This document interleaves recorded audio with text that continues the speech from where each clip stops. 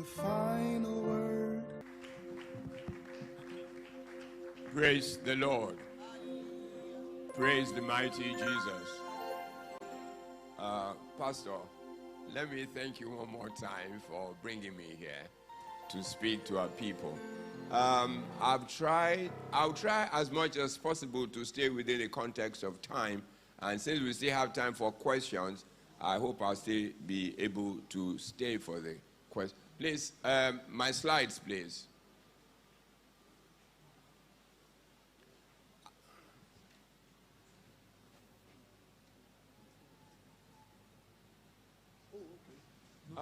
Oh, okay, not only here. Oh, okay. I didn't know that. Oh, okay, sir. You know, I'm glad that I'm here today. Please sit down. Okay. You know, there's something that why I'm pleased for Pastor bringing me here is this. For too long a time, I think the church has been sleeping. I don't mean Redeem alone. I mean the church generally. About the context of things that are realities of our society today. And so we preach, we do sermon, we do conferences like this, but we forget about some of the realities that we even as Christians face every time.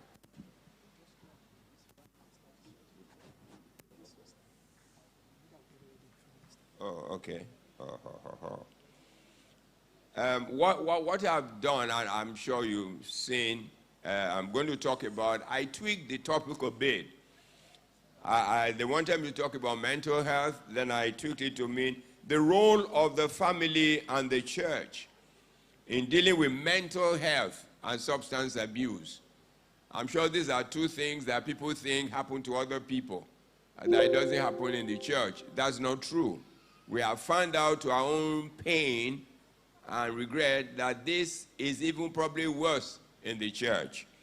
So I've tried today to talk to some of these things, to open our eyes to the reality of the moment so that we can be prepared. You said we're soldiers, we want to die at our post. It's nice to die, but it's nice to die for what is purposeful, so that at least we know. And then we can also help our family members and members of the church. In the presentation outline, I said I'll pick on some relevant Bible verses to guide us. One of them is Matthew 13:25. I'm sure we all know it for those, particularly those of you who are pastors. Oh, okay, we are ready. The role of the family and the church in dealing with mental health and substance abuse. Next slide, please. This is the outline of how I want to speak. Relevant Bible verse. And then, okay, go back, sir. That's fine. The first one is this, Matthew 13:25. It says, but while men slept, the enemy came and did what? He sowed tears and did what? He went his way. And that is what I can tell you is happening in the church. Until now that people are beginning to wake up to the reality of the moment. The next one is Hosea 4:6a. My people are destroyed for lack of knowledge. Many times we think as Christians, next slide, sir, we think as Christians, we don't need to know some of these things. It's not true. And also what I've tried to do is to define some of the terms that I'm using. If you look at it very well, the family, the individual is the person sitting in the center. And then the family, and then the church, and the society, because that is how we interact. That is how we interact as a person. The individual is just a person, a member of the family. And then the family, a group of one or more parents. Please, could you take off? Hello, sir. Okay, yes. No, don't take off that. I'm not important. This is what is important. A group of more parents and their children living together as a unit. That's the meaning of a family. I say a group, a parent or one or two parents, because sometimes one can die or one cannot be there. But it doesn't mean that it's not a family unit. What is the church? The church is a building needed for public Christian worship. It is a sanctuary. It's supposed to be a sanctuary where God's people gather to share fellowship and provide succor to one another. We need to begin to ask ourselves whether we will fulfill that. In the context of our meeting, the way we deal with one another, do we satisfy that definition? And what is health? According to what, until 1940, people used to think that health means somebody is sick or infirm. But now we know that according to WHO, it is a state of complete physical, social, and mental well-being, and not merely the absence of disease or infirmity. Next slide, sir. You know why I'm zeroing on this too? The issue of mental health is becoming very prominent, extremely prominent. There's nothing, you cannot be in complete health if your mental state is poor. And I'll show some of these things, and I'll speak to them and then speak to the other part. Look at this. She's a female with a family. She had a husband and had a son. She had personal fortune of between $100 and $150 million. She sold her business in 2017 for a whopping $2 billion, $2.4 billion. Sometimes toward the end of 2018, she committed suicide by hanging. Her name was Kate Spade. I'm sure most women will know her. She deals in all those, yes, all those, you can then imagine. You will wonder in yourself, why would she commit suicide? With all this money, with everything she had, a woman we want to have a son, we want to have a husband, she did. And she had a big business. Look at the next one. This man was a TV celebrity. Some of you will know him. He was known for his international travels, discussing and writing on local international cuisine. He was an author and a documentarian, although with a past history of drug addiction. He used to take cocaine and crack. Whilst he had left it and started working, he was doing where he had family. He was on official assignment in France in 2018. In his hotel room in France, he committed suicide. His name was Anthony Bourdain of CNN. How many of us know him? You see him ebullient, jumping around and this, but you can then imagine, why would he commit suicide? We're going somewhere. There was a man called Andy Williams. He was a world-renowned actor and comedian who was making millions around the world smile. He would stand up, he would make people laugh and all that. Do you know what happened to him? It makes people forget their own sorrows and pains. But in 2014, he committed suicide by hanging. You know, these are names that I know some of you will know. Now, let me say this. Look at this number 4. This person, a man or a woman, finds it difficult to sleep at night. He sweats in his palms and armpits, suffers from poor appetite, and consequently, a weight loss. Sometimes he binges on food and then soft drinks with excessive weight gain. His hand sometimes shakes. On contrary, and he frets over virtually everything. All of this affected his work and relationship. Do we know who that person is? You may not know because it is you. Check it. You will see that some of these things happen to you when we're anxious, when we're worried, when we're disturbed. And that's why it's so important that we deal with this issue. Let me tell you a story. I'm not sure whether you read it. This is about a member of the Redeemed Church. She's a regional accountant. I won't mention the region. She wrote it herself on Facebook. She was in church. She was coming to work. She's married. She's doing everything. Nobody knew she was depressed for 6 months. She was almost at the point of committing suicide. A member of the church. And she was mixing with everybody in the church, mixing in the office. She wrote the story herself. She said she then knew how easy for people to die. There was a lady that you all read, I think it was early last year or late last year, a big woman in a bank. Everybody respected her. What did she do? She committed suicide. You know why this thing is so important in church? We assume too much as a people. Oh, he comes to church now. No, he sings in the choir now. He's an usher. He's one of our pastors. Oh. He's doing well. He's married. He has a big car. That does not make for happiness. It doesn't make for fulfillment. And that's why the church must begin to talk about this issue. Particularly the issue of family. Because the issues we're seeing in our nation today emanate from this. Where is the role of the family anymore in the church? It's nice for churches to be big. I like your church, pastor, it's very big. But in my own context, I prefer a smaller church. If pastor sits here and begins to talk, how many people can he see? How many people can he know? And there'll be people griping in the church who needs him more than those who sit in front. What I'm saying, I'm not saying you should reduce the size of your church. I'm only saying, shall we begin to wake up as individuals and love one another as we said about the church? Is it a place that is providing succor for people? How much truly do we love ourselves, one another? We talk about love because we speak about it, but we don't do it. How many of our members don't we suddenly don't see and we don't worry? Unless, you know the Bible in Genesis, the Bible said, I don't know the chapter, pastor we know, he will tell you later. He said, God will come down in the cool of the evening to do what? To fellowship with Adam and Eve. That was the basis of creation. It wasn't for any other thing. God could sit in the heavens and not care. But the Bible said he will come in the cool of the evening to share fellowship. Are we sharing fellowship?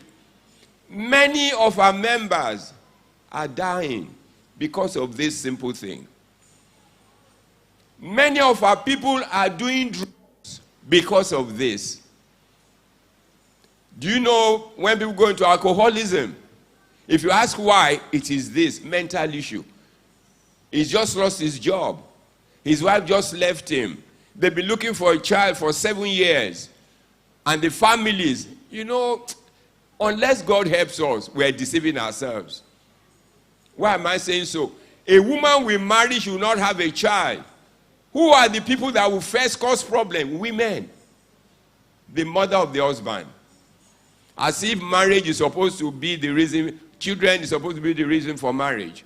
It's not. It's companionship. I'm not saying it's not good to have children, but it's not ultimate. It's not. Paul did not marry, yet we write about Paul. Next slide, sir. Because I may still come to some of these things later.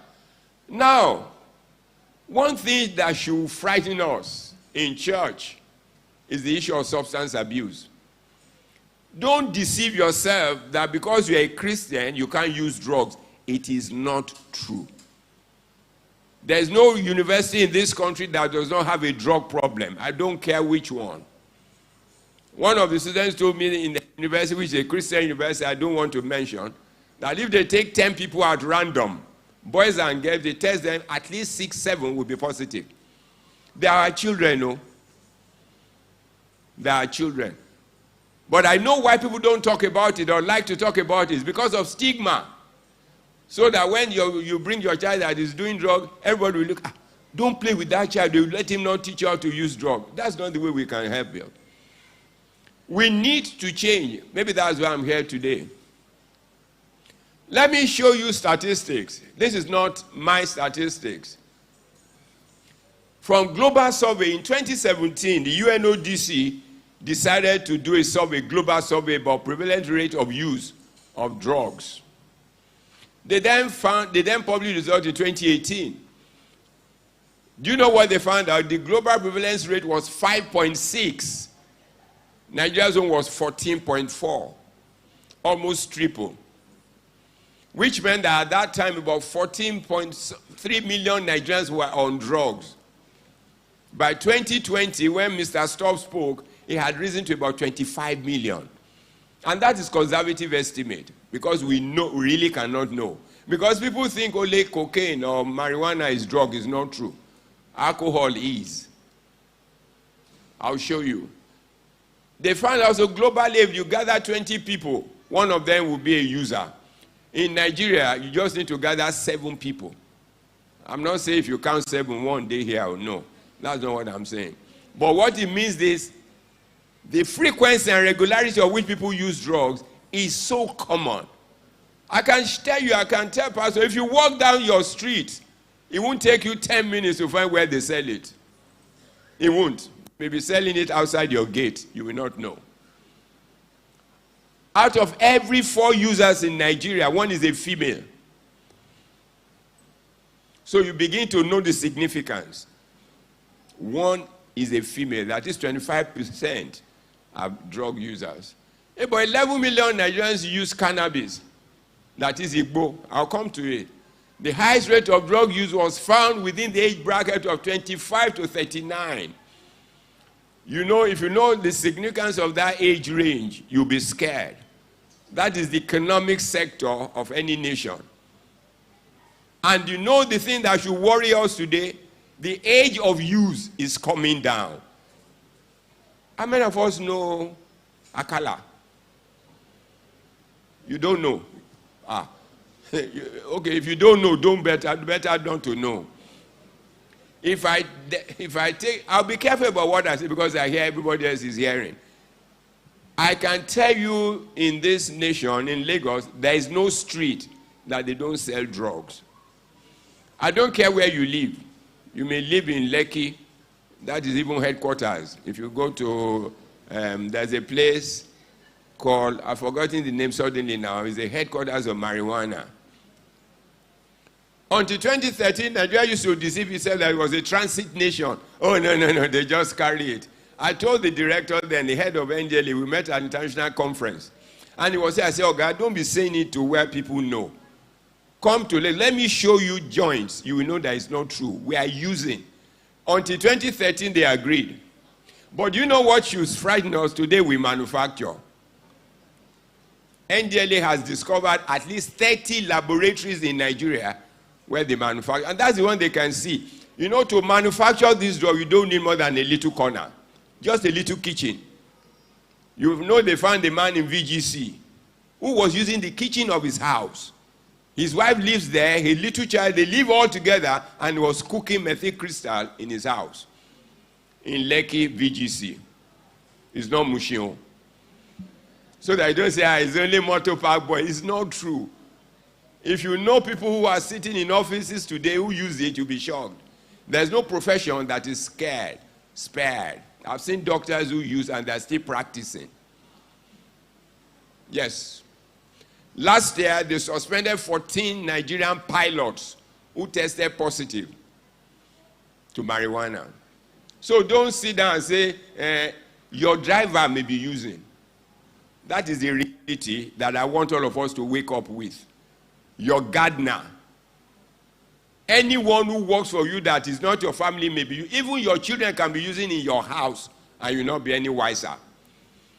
Lagos has in the geopolitical consideration, when they then broke Nigeria down to geopolitical consideration, they found that the Southwest has the highest rate, 22.4%.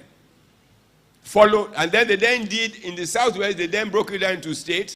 They found that Lagos State has the highest in Nigeria, 33%. We should be worried. Ekiti has the lowest, 11.9. Next slide. But it's not the statistics that is important. It is what do we do as a people. So what are the commonly used drugs in Nigeria?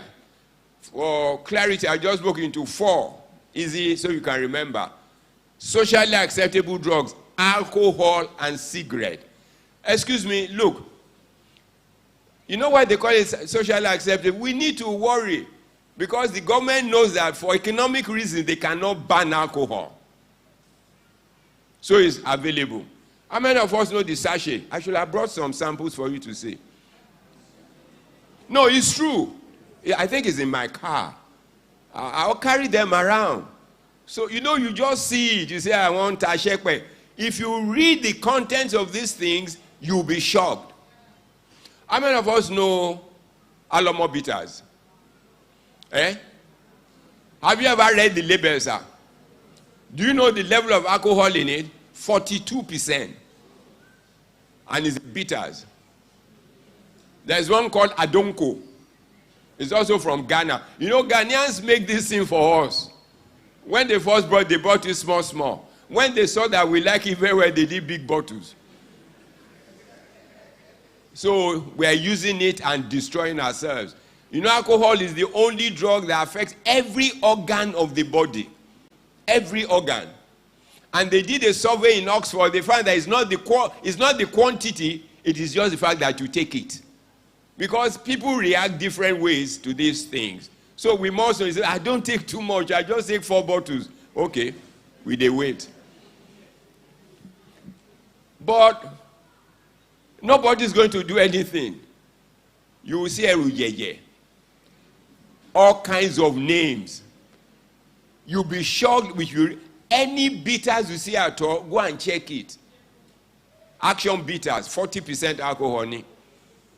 I'm saying this thing because it's what you can check and see. Now they said they want to ban it. It is too late. It is too late. If you ban it, they'll be selling it on that table. Let me move on. Illicit drugs. Illicit drug, you know, illicit because it's illegal. You are not supposed to have it. Marijuana, skunk. Okay, those who are not listening. Skunk. You know skunk, most of this they call it weed. It is not true. It is not. Skunk is not ordinary weed. Skunk is a combination of cannabis plus dry leaves of pawpaw and cocaine. That's why it's a bit more expensive. There's something called heroin, you know, cocaine, you know, methylcrystal. Is anybody from the East here? They call him Kurimiri. That's what they call Kurimiri. It's crystal methyl crystals.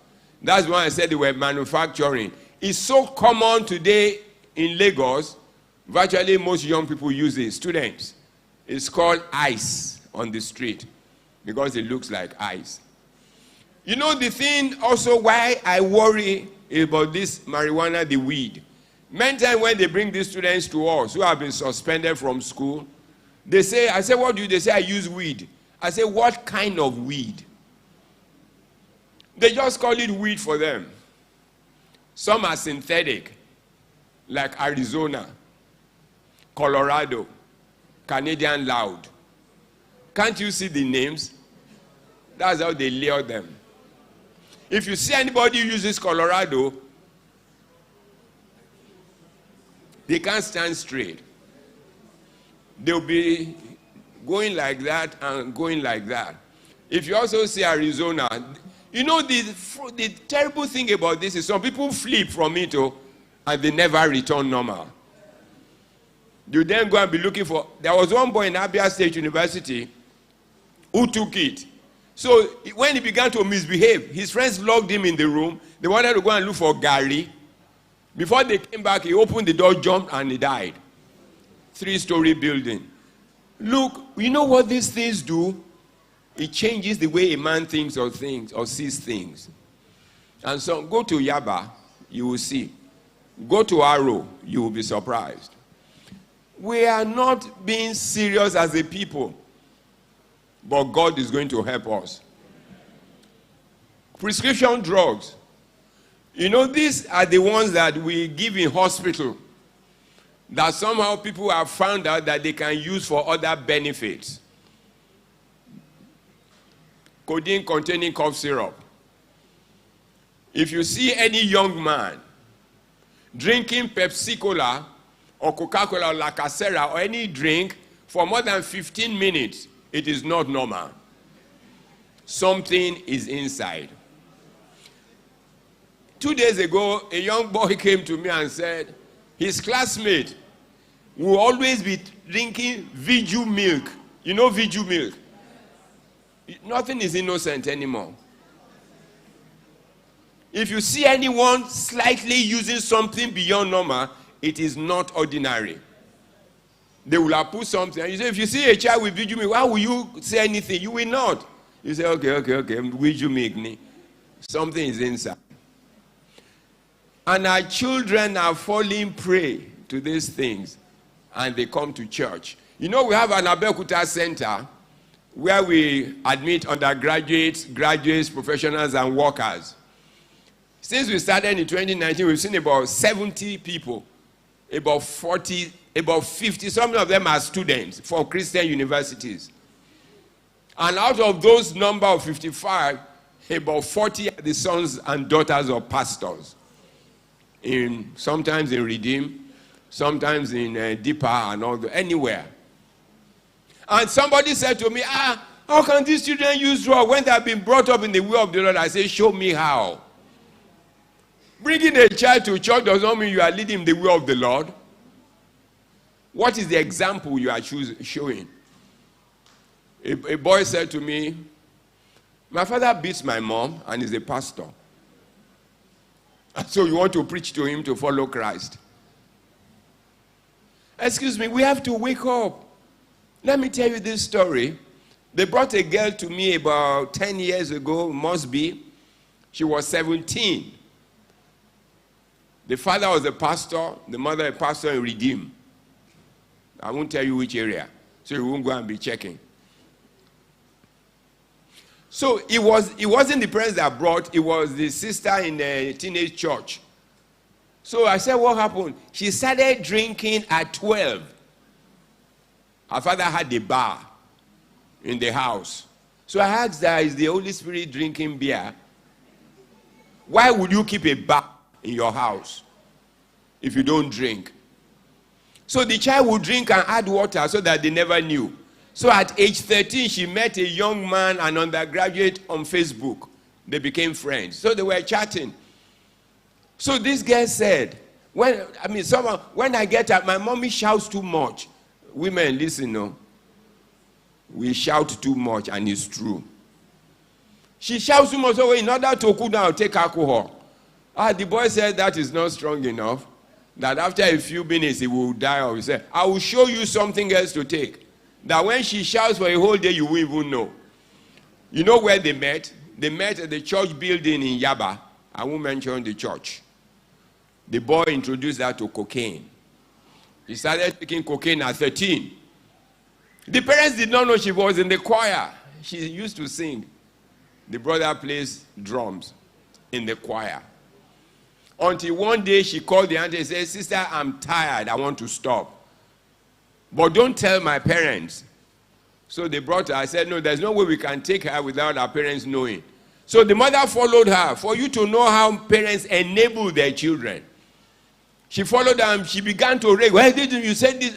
I said, madam, sit here, JJ. They bring your daughter. I don't know her. It's not me you'll be quarreling with. Shall we do something to help this girl? Eventually, she left the church with the child. But you know the painful thing for me? The girl lives in the joint now. At that time, she had been admitted to read banking and finance. Dream aborted. My slides, sir. All of us have heard about tramadol. You know, tramadol is a drug used in hospital to treat moderate and severe pains. The maximum dosage you see in hospital is 50 milligrams. But can I tell you something? The tramadol they sell on the street to our children starts from 225. 225 milligrams, 250, 500, 1,000 milligrams. And you know, when they take it after a while, it destroys the brain. They begin to have epileptic attacks. Sometimes it kills them. Many of those young people, they say they died in their sleep, is drug overdose. Particularly those musicians. And they are the role model for our children. One that is scary today is sicklers. You know, people with sickle cell, they are beginning to be addicts. Because somehow they were treated with injection of pentazocine in hospital. And if you are given injection of pentazocine, no matter how bad the pain, in 5 minutes you will jump up. So they now see that they don't need to come to hospital to get it. They can get it anywhere in the chemist. They call it Fortwin. Let me quickly move. I'm looking at the time. There's one we call miscellaneous. You wonder why we call it miscellaneous. Because you don't know how you can call it a drug. That's why today we don't call it drug anymore. We say substance abuse. How can you call nail polish remover a drug? Methylated spirit. How do you want to call it a drug? And also, gum, rubber, Evo-stick, petrol, diesel. How do you want to call them drugs? The other one, pit latrine. You know pit latrine? They will go early in the morning, open it and sniff it. Because it has methane. They also, if you notice those people gather stuff on the dunghill, they will gather the thing and put fire to it and stand around it and inhale it. Or gutter that has not flowed for a long time. You know, these things, it depends on how much you have. If you don't have money, you will take those small ones. A young girl, when I talked in a church, told me her sister, 12-year-old, that anytime they go to buy petrol, she will stand near the dispenser. She was inhaling petrol. The other ones, how many of us, is anybody from the north here? There's none. No, I don't mean you take, but I just want to say something. There's something in the north they call zakami. Zakami seed is naturally occurring. People use it in the north. Extremely potent. NDLA is trying to assess what is in it. Most of us are Southerners, Abi. How many of us know gegemu? Gegemu. Gegemu is a naturally occurring plant. Oh, somebody knows it here. You know, gegemu is like a plant. People plant at the back of the house to drive snake. It also has fruits like this that is rough. You know, it was in one university that we went to talk that they told me that if you pluck the leaves and you boil it like as if you are boiling vegetables, you can't take it neat, or it's extremely potent. They would decant the fluid, put it in bottles, and give you small at parties. When they don't have, they can also get the fruits. They will dry the fruits and grind it and use it as snuff or put it in drinks. Please, I tell parents, I tell our children, if they have to go to a party, let them eat or drink from home. There is nothing that is safe anymore. Even the packaged drinks, they will inject it. So you can't say, do you know today you cannot eat cake anyhow? Brownies. And you know more? They call it brownies or they call it cookies. There was a time they did a survey amongst those who bake cakes. People will call them, can you please make us hashish cake? They say, I don't know. They say, they will buy the marijuana themselves and give to the person doing it to put it. I've seen not only young people, I've seen married women who took it at the party without knowing. I know some of us who know something called scoochies. Yeah. Scoochies is another one. It's fluid, it's liquid. You know, they take something like strawberry or black orange. They will soak marijuana in it. They will put tramadol. They will pour cough syrup. And then they will put in small cups with ice cube. Very sweet. I never taken before. But they tell me it's very sweet. But you know what? They sell these things around churches and schools. 200 naira. May God help us. Now, so why do people do drugs? You know, let me tell us something and let us be careful. Because as Christians, we like to be judgmental. He can use it innocently without knowing. If he's coming from lecture and he's very hungry and he sees his friend eating beans and he says, oh look, come, he can eat it there. They use it to cook beans, jollof rice, fried rice, and pepper soup. And so if the person takes it and he doesn't know, and suddenly he feels that anytime he takes it, he feels cool, he will be going back to take it. They use it to garnish noodles. I hope you know that. Even some of the people who sell noodles, if you see anybody going to a particular place to buy noodles too much, it's not just noodles. And let me also tell parents, if you see dispatch rider coming to your house too regularly, there is wahala. It's not food. Dispatch riders carry it. Because people, God will help us. Do you know people don't need to leave the house to go and buy this stuff? They call and it will be delivered.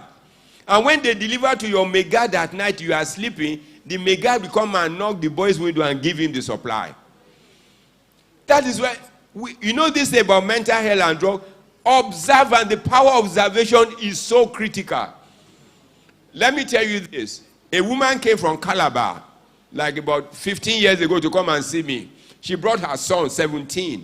As they were coming, I could see that there was anger in the face of this boy. So they sat down. The woman said, doctor, they said, you come and see. They gave me a number from Calabar. I said, what is it? She's a medical doctor, the medical director of a teaching hospital. And then the husband, the professor. So he said, doctor said, but this my son. The boy said, who is your son? You call me your son now. You want to talk about me. What do you know about me? When I come to you, say you are busy. When I go to my father, I say, can't you say I'm very busy? Excuse me, can I tell you something? If your child comes to you and say, Daddy, I want to say, oh, can't you say I'm busy? And you say, come back. If you call him back in 20 weeks, he will never ask you the same question. Never. They have tested you that you don't have time. And they will not tell you. Let me also tell you, those who are counselors, or you are church counselor, people come and say, I'd like to see our counselor if she comes. And sit down, he want to test you, Neil. You say, Auntie, she's 15, you say, my boyfriend wrote, boyfriend care. The moment you react like that, Otiton, she will not speak again. She has tested you with small fact, you are falling down. What she now tells that she slept with him yesterday. So I'm telling us, it looks funny, but please, can we have time for our children, please? I'll come to it. Let me just quickly go. Experimentation purposes. That's how they try it. If you know the range of things that people can use in this country today, you will not believe it. They test it. People will put urine plus tom-tom. How they know, I don't know. Abroad, people were carrying the sanitary pads of women and soaking it and using it. People are using, how will somebody know that the white part of lizard dung, when lizard dung stool and left, they will gather the white things and begin to smoke it. I'm telling you what I know. It's not that I'm telling you a story. People in Southeast Asia, they take scorpion. After killing the scorpion, they will dry it and then they'll sniff it. We went to talk in a church. A boy stood up, a Christian, a Redeemed church. The boy stood up and said, excuse me, sir, my classmate, they sniff Nutri-C. You remember Nutri-C? You will say he's innocent, but they try it. And somehow he will do something to somebody and he tells his friend that this thing is cool. Will you stop a child from using Nutri-C? Effect of dysfunctional family system. Parents, when you are fighting at home, you think these children don't know, we are causing problem for them. They are struggling with it. You see parents come to church, big agbada, big car. They will sit down and they say, Baba and Mama. At home, they don't talk.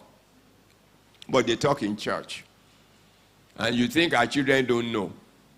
If I tell you the things that some people have told me about their parents who are pastors, you will send me from this altar.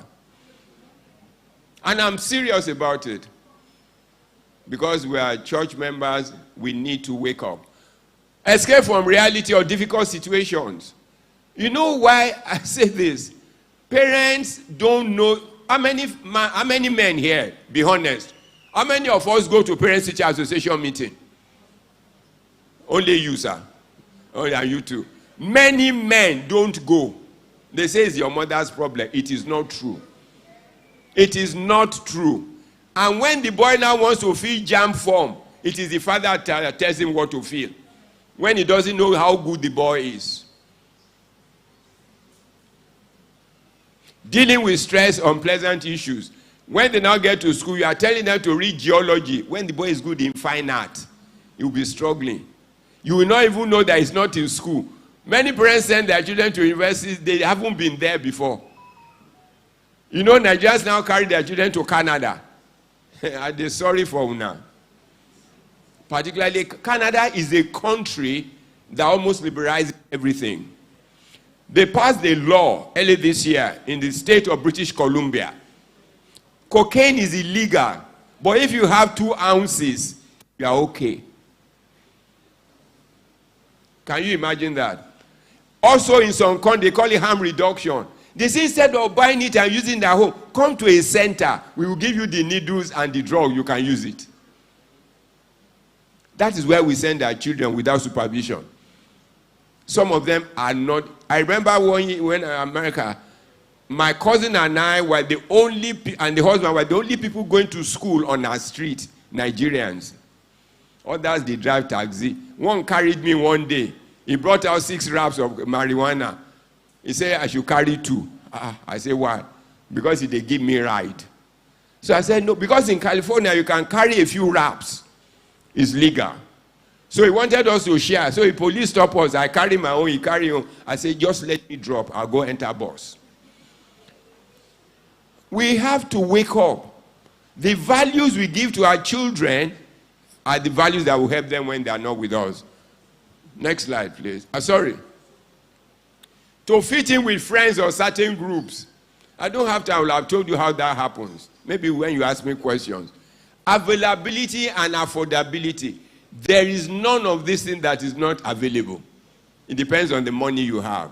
That is why you see many of our children, they steal. They carry things that don't go. Have you seen somebody who sold a car in the joint for 25,000? Come with me to joint. I should come and take some of you. Come and look, if I take women to joint, they will cry for that day. Because there's no way they can understand why children should be like this. A man will be renting bench in joint for 2 hours. When he saw, they say, oh boy, your time don't reach.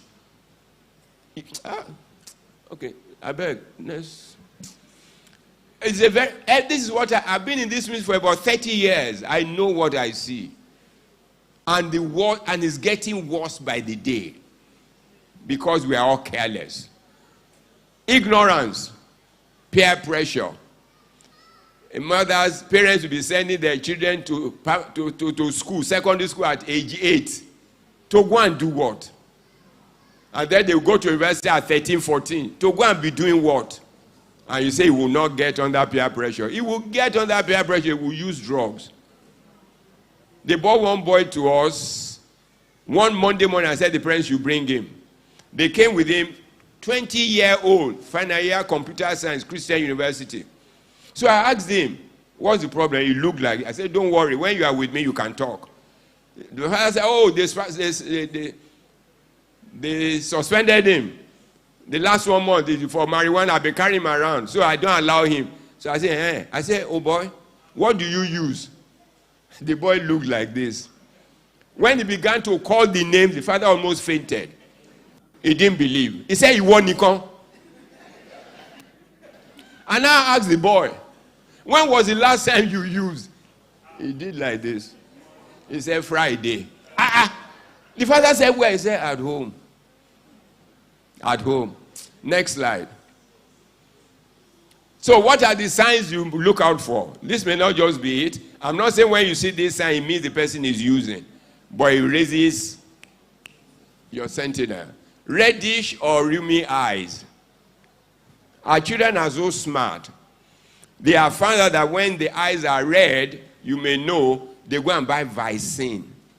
You know Vicin eye drop. When they put it, the redness will clear. So you will not know. Use of strong menthol sweet, Baba Blue and Tom Tom. They use it to suppress the smell. But let me tell you today, there are some drugs, particularly the perfumed marijuana, you can take and you will not smell it. Somebody say yes. Poor school performance and dropping grades. Somebody who is A, he begins to drop. there's something wrong. It may not be drugs, though. That's why I mentioned earlier on mental issues. You may think children don't have mental issues. They have. The strain you put them through by the course you tell them to read, by the situation back at home, it puts them under stress. Truancy from school or work or church. They don't follow you to church. They say, go, I'll meet you there. One day I went to one of our churches. I won't mention the church. As I was entering, I saw a young boy come. The trouser was like this, not a member of the church. He stood at the entrance and he picked his phone and called, and the girl came out of the teenage church. And the girl followed him. And I can tell you, the girl will come back before they finish church. He follows you to church, oh, it doesn't mean that he's in church. Seeking to be alone. Frequent change of friends. They change their friends regularly. You don't know their friend. Many parents don't know their children's friend. When you don't even know your children, how can you know his friend? Loss of interest in surroundings or previously enjoyed activity. Somebody used to enjoy football, used to enjoy to sit down with that, and suddenly begins to withdraw. Something is happening. Unkempt appearance. They don't care the way they dress. They don't. If you come to a joint, you see somebody wearing one slippers, one color, the other one different color. You see them in pants. You call them area boys. I know. Wearing dark glasses, even in closed spaces, in church, in the house, they be wearing dark glasses. Next slide.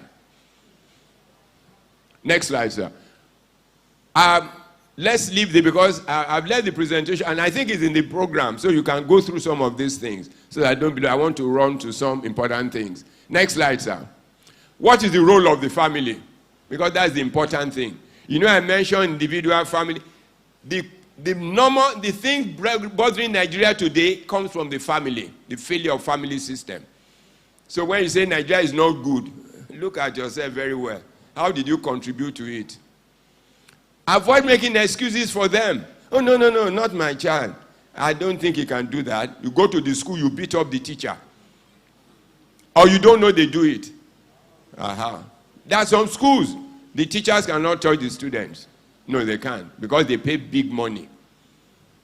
Don't take over their responsibilities. They are home, they don't do anything. You cook for them. The houseboy will clean their room, will clean their shoes, will clean their mouth for them. And what do you expect? Involve them in decision making about matters affecting them. Don't take, no matter how little. Don't say, I'm your father, I know what you want. You don't know what he wants. Please discuss. I'm not saying abdicate responsibility, but please sit down, let him understand why you're taking a decision. Do not be an enabler. One girl came to us and left. The mother was sending her money behind us. Enabler. There was a student, I think I mentioned it at the last time I spoke to the pastors. In a Nigerian university, they did a surprise check on students. They found $2 million cash on a student. Cash on a student. When they called the father said, how did you have up to that amount? Which meant that if you had 500, they would not worry. What would the child be doing with dollars in school? Enabling.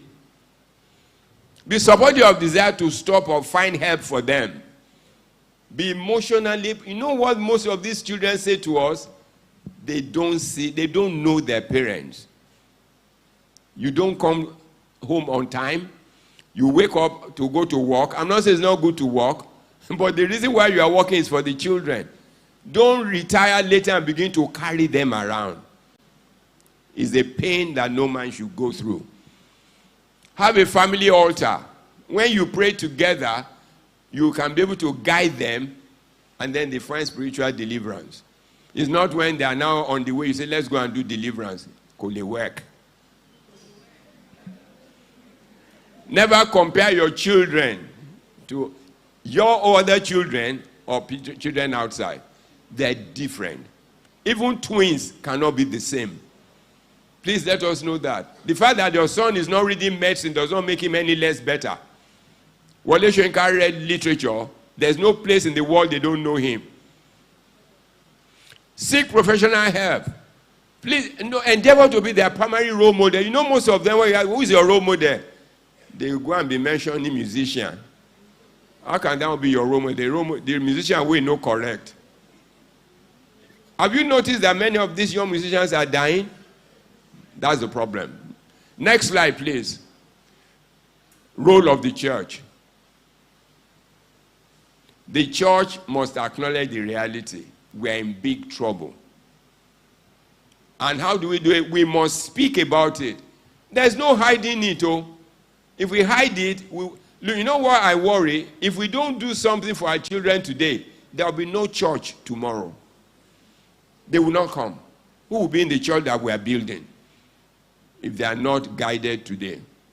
Make drugs and other social problems alter matter. You know, if you don't talk about it, they'll be doing it and they'll be comfortable. Yahoo, Yahoo. Do you know in those states they set up the mothers of Yahoo, Yahoo? They have an association. If you don't know, they do.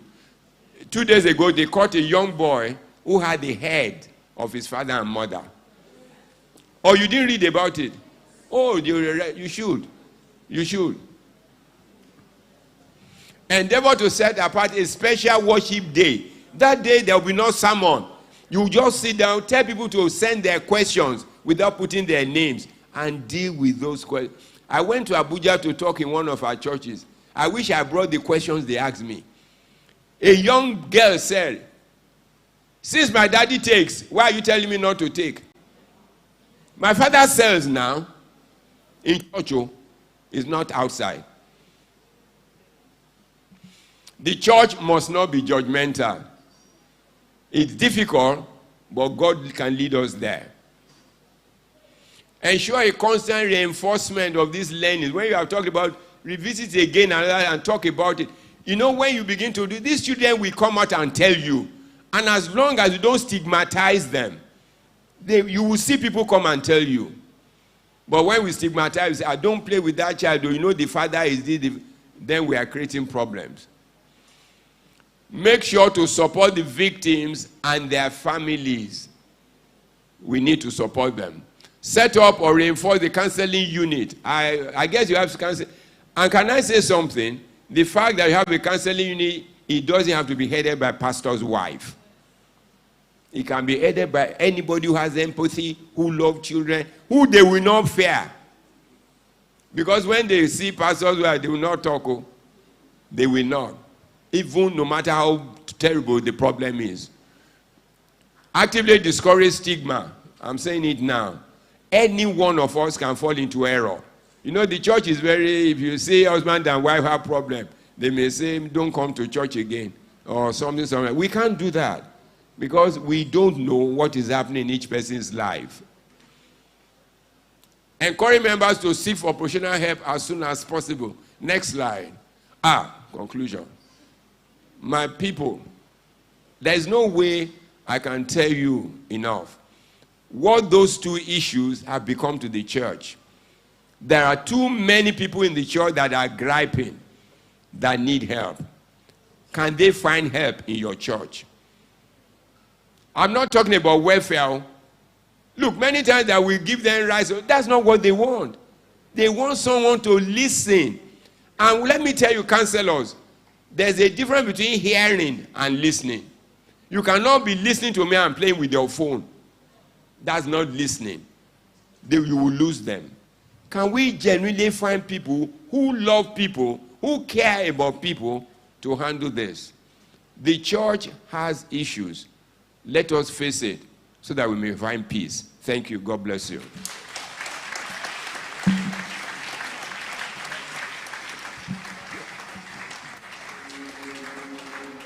All sufficient God.